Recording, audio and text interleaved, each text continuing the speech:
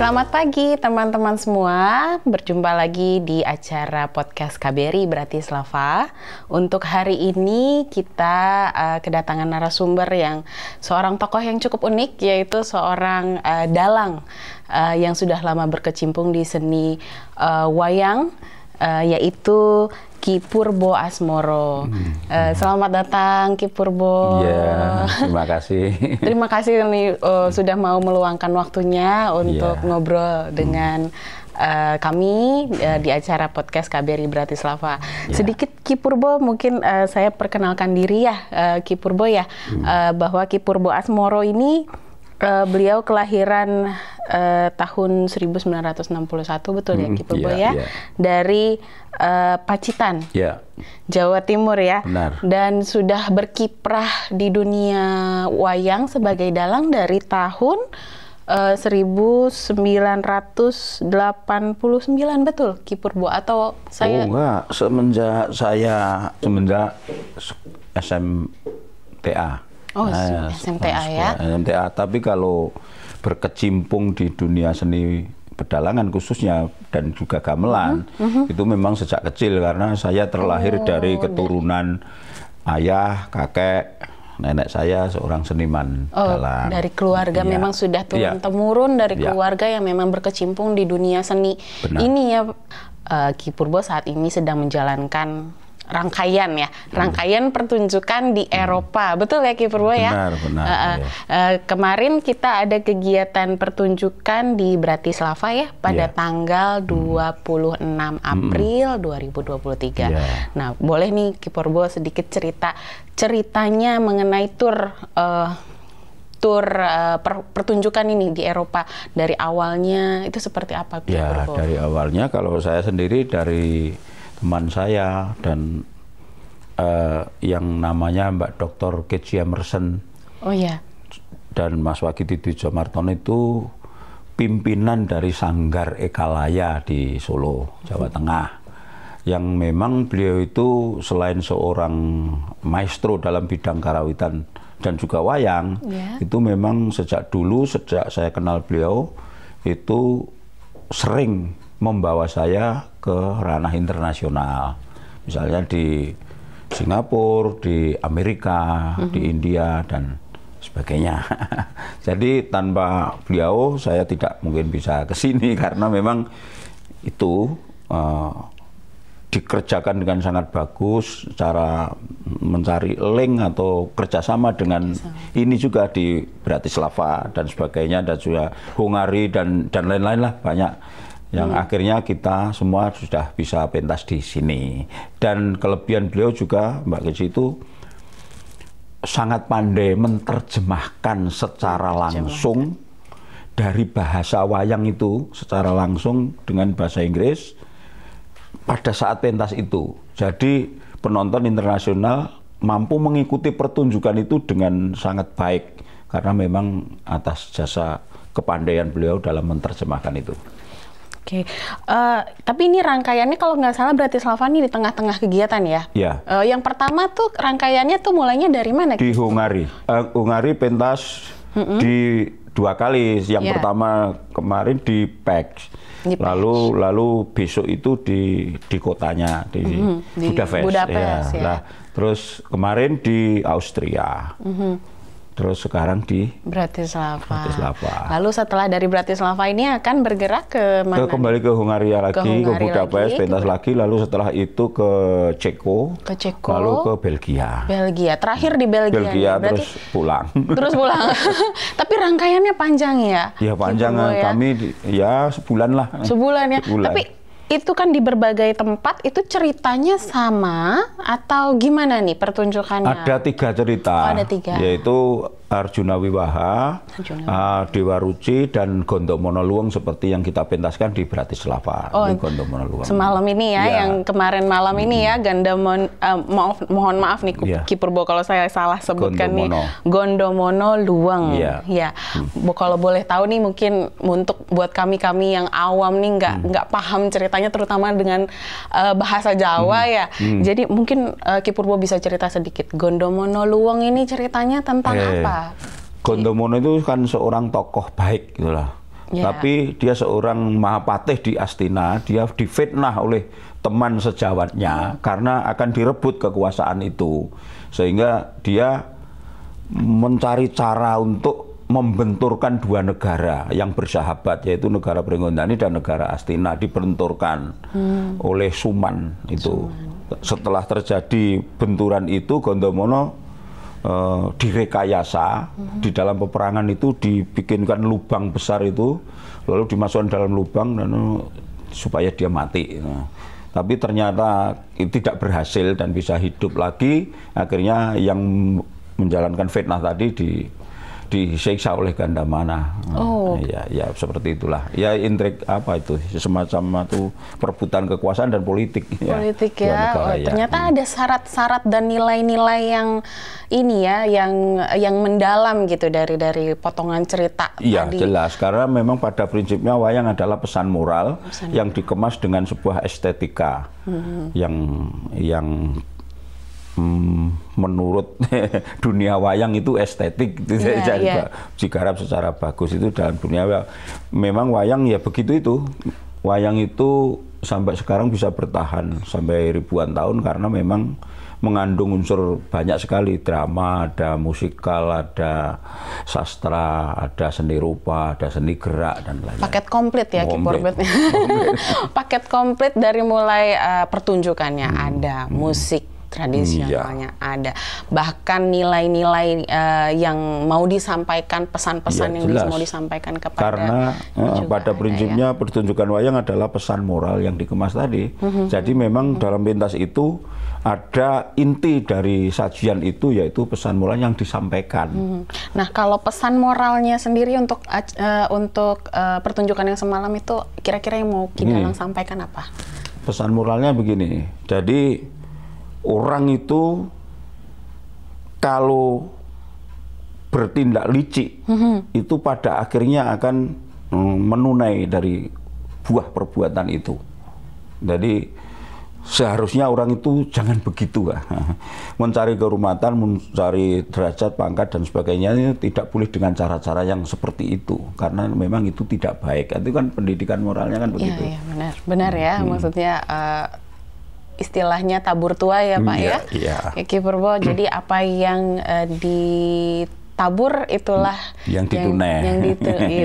Betul. Saya setuju dengan Ki Purbo, dan saya lihat semalam dari pertunjukan itu antusiasmenya tuh cukup tinggi ya, tinggi. Dan mungkin ini yang disebutkan sama Ki Purbo tadi bahwa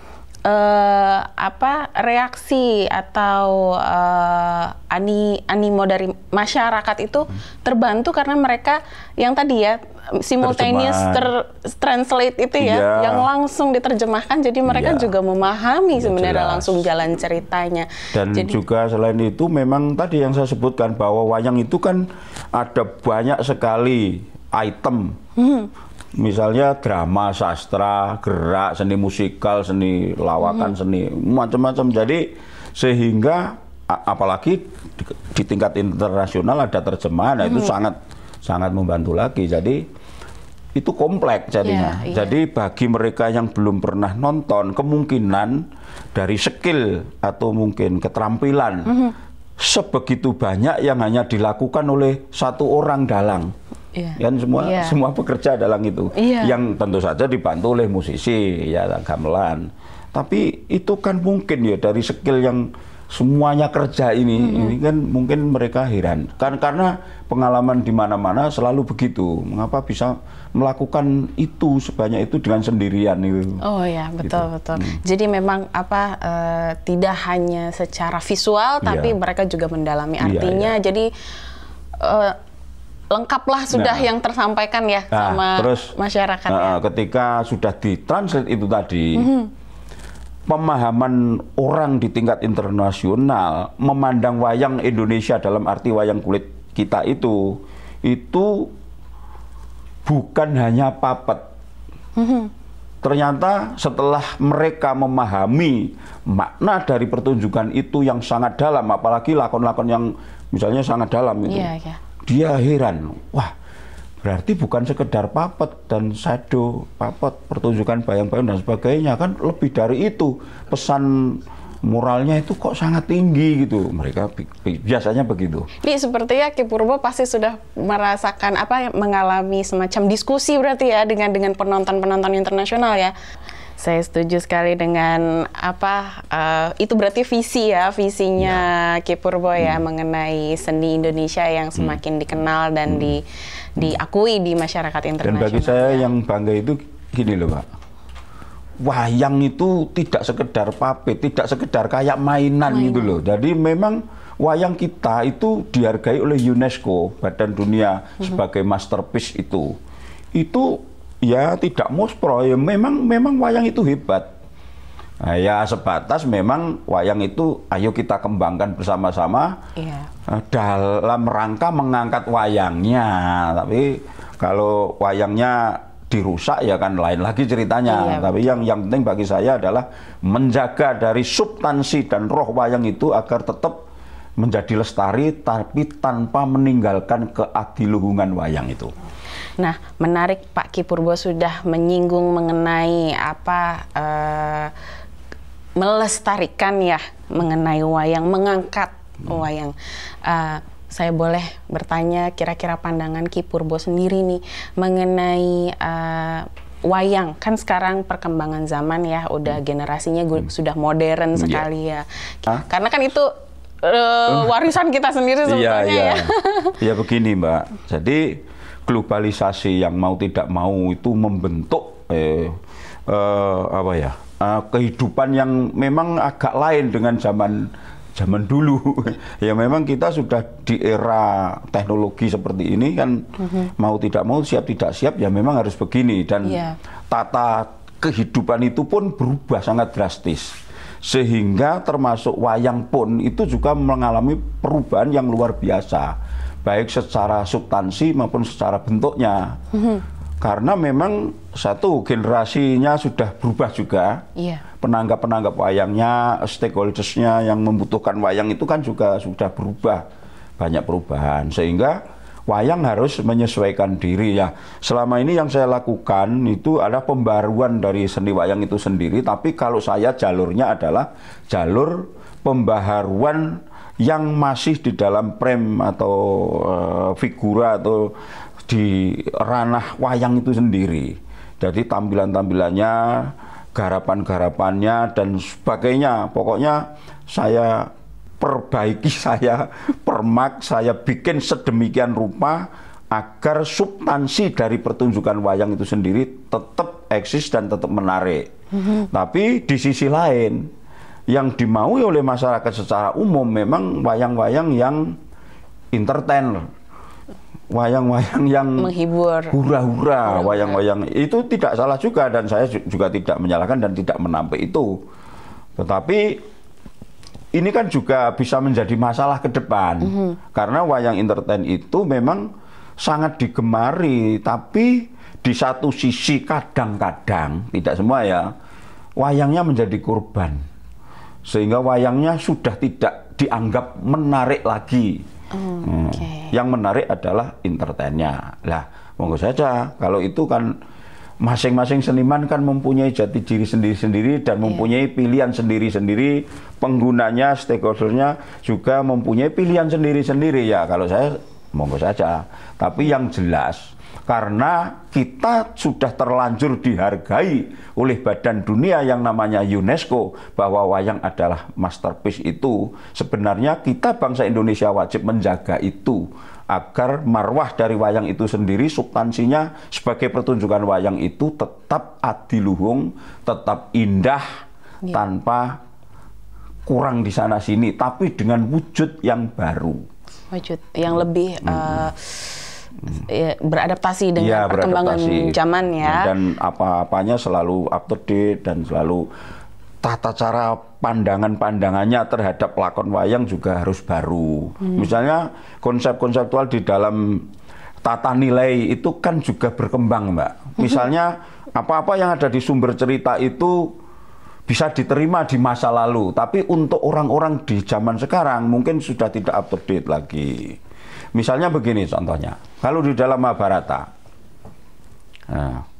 atau sumber pedalangan tempo dulu, Kunti melahirkan Karna, melahirkan anak dari hasil hubungan gelapnya dengan dewa. Itu kalau zaman dulu anak itu kan dibuang di sungai.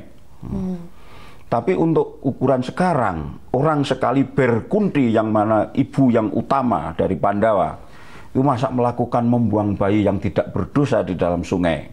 Itu kan tidak. Lah sekarang itu menurut pandangan di sini ya terus, oh ya enaknya dititipkan aja, daripada dibuang. Ada sedikit itu. Pergeseran, tapi tidak menihilkan gitu ya, Ki Purbo ya. Jadi terus ada lagi misalnya lakon Dewa Ruci misalnya, itu kan terlalu religius dan kejawaan.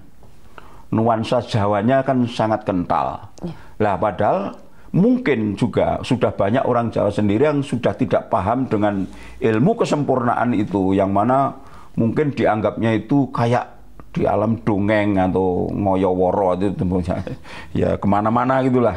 Ya sekarang bisa diambil substansinya saja bahwa perjalanan seorang Bima dalam mencari jati dirinya itu bisa tercapai karena usaha yang keras, itu saja yang ditekankan. Sehingga manusia yang sempurna adalah manusia yang mampu mengendalikan hawa nafsu dan memahami jati dirinya. Itu saja. Berarti kan sudah dirubah begitu kan ya enggak masalah kan. Adaptasi kecil tapi istilahnya tidak menghilangkan nilai yang ingin disampaikan, istilahnya seperti itu ya, Ki Purbo ya. Nah, ini dalam pandangan Ki Purbo sendiri juga mungkin Ki Purbo ada misalnya ide-ide gimana sih caranya sebetulnya mengingat wayang ini kan, kalau saya dalam penglihatan saya ya sepertinya tidak banyak generasi muda yang paham atau mau istilahnya mau nonton. Jujur terus terang semalam itu adalah tontonan perdana saya juga, Ki Purbo, melihat wayang dan ternyata memang menarik gitu ya, sesuatu yang baru, sesuatu yang bahkan untuk saya gitu. Jadi menurut Ki Purbo gimana sih caranya menumbuhkan kecintaan terhadap wayang ini sebagai seni klasik Indonesia? Itu menurut saya pekerjaan semua, baik dari negara, kehadiran negara dalam hal ini adalah monggo dengan cara negara itu sendiri masuk di kurikulum yang terus menerus tidak dirubah, misalnya tetap ada pelajaran untuk pewayangan dan juga lingkungan yang harus menjamin. Lah lingkungan itu karena sekarang sudah di tempat-tempat tertentu sudah jarang ada wayang, ya memang kita ciptakan atmosfer pertunjukan wayang itu kita yang menciptakan. Lalu bagaimana pendidikan penonton, karena yang dididik diproduk, bukan hanya dalangnya, tapi kan penontonnya harus diproduksi. Ya diproduksi ya caranya ya itu tadi, termasuk di sekolah, di keluarga, di rumah, baca, menonton. Karena kita hanya kurang terbiasa saja, seperti Mbak tadi kan, oh tontonan baru kali ini nonton, tapi ternyata kok bagus ya, itu kalau terus menerus dilakukan makin memahami dan berbasic. Misalnya baca-baca dulu, seperti Pak Dubes kan katanya sering baca komik Kosasih. Wah itu luar biasa. Kan juga masa kecilnya, masa mudanya juga sering nonton, ditambah dengan baca-baca, paham. Dan ketika sudah sangat berbasic, nonton kan punya sangu untuk nonton. Lah, ya. Apalagi pertunjukannya dibikin sedemikian rupa, kemasannya juga harus menarik. Jadi skill dan keprofesionalan senimannya juga harus harus diasah. Diasah. Kalau tidak ya misalnya ya, terus wayangannya durasi 40 menit kok memakai tata cara masa lalu, ya dapat apa 40 menit? Cuma suluk nyanyian dalang sama narasi-narasi yang panjang dan belum tentu menarik. Itu kalau cara saya ya. Makanya kalau saya kan pembaruan bakaliran saya dengan istilah garap. Jadi digarap. Digarap wujudnya itu sudah kekinian, pandang-pandangannya garap-garapan sudah kekinian, serba perfect, tapi rasanya masih tradisi. Nah, berarti itu kan melestarikan tradisi dengan bentuk yang baru. Iya, lalu mungkin saya juga mau menanyakan, Ki Dalang tadi sudah sebutkan mengenai tadi kecintaan, menumbuhkan kecintaan, berarti kan kita juga bisa mempromosikan juga ya tadi ke masyarakat internasional ini. Tadi Ki Purbo sudah menyebutkan udah kemana-mana nih sepertinya, tidak hanya di Eropa. Iya. Kemana lagi Ki Purbo? Pertama-tama saya tahun 90 ke Inggris, ke London, di South Bank Center itu semalam suntuk malah di sana. Lalu 94 ke Wina, Austria, lalu setelah itu ke Yunani, Greece, setelah itu ke Thailand, setelah itu saya kenal dengan Mbak Dr. Ketsi, lalu dibawa ke Singapura, ada di seluruh Amerika, ada ke Bolivia, ada ke India, dan sebagainya. Dan juga saya pernah diundang teman saya di Jepang. Dan itu penerimaannya sangat baik selalu. Semuanya semua baik, ya? Seperti tadi malam, jadi bagus sekali. Dan mereka heran kepada wayang. Ya. Kemana lagi yang istilahnya, itu kan istilahnya saya mengutip istilah dari Bapak Dubes dan yang mengutip dari pendahulunya, connecting the dots. Jadi titiknya sudah ada pernah di Inggris, sudah pernah ada sekarang di Eropa, pernah sampai ke Jepang, ke Singapura. Titik mana lagi yang kira-kira akan di-connecting ini untuk mempromosikan umpama Tuhan wayang mengizinkan dan juga saya sehat-sehat dan masih bisa berkarya, ya umpama ada channel lagi ya kepingin di seluruh benua sudahlah, misalnya yang belum kan di Afrika dan di Australia, tinggal itu aja. Kira-kira tantangan berarti ya itu menjadi, karena kan ya seperti yang kita tahu kultur masyarakatnya juga berbeda, ya kan, apa namanya, kebiasaannya juga tentu berbeda. Mungkin itu saya kira tidak masalah, Mbak, kalau untuk internasional loh. Ya, sepanjang ada terjemahan saya tidak ada masalah. Tidak ada masalah karena ya? Bahasa internasional kan dimanapun. Apalagi ini seni ya, Ki Purbo, ini seni yang istilahnya semua orang insya Allah bisa menerima. Dan bisa dibikin dengan durasi apapun. Jadi misalnya dulu pernah ya sama Mbak Dr. Ketsi itu di Jakarta ada kunjungan Ratu Denmark. Itu cuma minta 20 menit satu lakon. Ketika itu lakon Sumantri Ngenger cuma 20 menit. Insya Allah. Dan alhamdulillah saya selesaikan dalam 19,5 menit. Sumantri Ngenger selesai. Jadi lebih pendek lagi dari yang Gondomono tadi. Oh, lebih pendek dari yang semalam kan cuma itu separuhnya ya? Kan. Itu betul. Padahal komplit loh, satu lakon loh itu. Padahal ada gendingnya, ada komplit itu. Oke, berarti sebenarnya ini bisa dikemasnya dalam pertunjukan yang banyak sekali ya. Jadi istilahnya tidak ada masalah untuk mempromosikan wayang dalam berbagai kesempatan. Dan juga gitu ya. Eloknya lagi begini, hampir di seluruh kota-kota besar di dunia itu kan sudah ada gamelan dan banyak grup-grup gamelan, termasuk di Amerika yang sangat profesional dan sangat banyak di sana. Dan di Inggris, di Jepang, di lain-lain banyak. Saya malah juga suka juga kalau kolaborasi tadi, misalnya yang nabuh musisinya itu gabungan. Seperti kemarin di Austria dan kemarin di Budapest, itu kan juga gabungan antara musisi dari Indonesia dan musisi dari sini, atau penabuh gamelan dari sini. Jadi kita, bangsa Indonesia, wajib bangga karena gamelan kita sudah sangat mendunia, dan dimanapun ada gamelan, ada grup gamelan yang bisa menabuhi wayang itu tadi. Sehingga saya mungkin sendiri pun kadang dengan penerjemah itu juga sudah bisa, misalnya dengan kerawitan mana, negara mana, bisa. Tapi kalau komplit, mau spektakuler seperti di Jawa, di Indonesia, membawa perangkat yang luar biasa, layar yang besar, gamelan yang komplit, penabuh yang pesinden yang banyak, lalu dipentaskan di sini juga tidak masalah. Tapi mungkin biayanya kan bisa tidak sangat kecil. Mahal. Tapi ya monggo saja, kalau saya ngikut aja.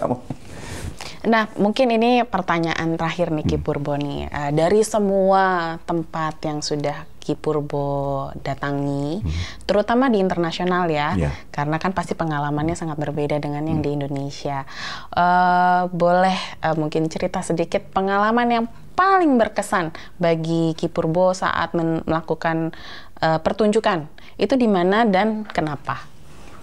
Wah, semuanya itu sama saja, mengesankan. Jadi, misalnya seperti di Chicago ya.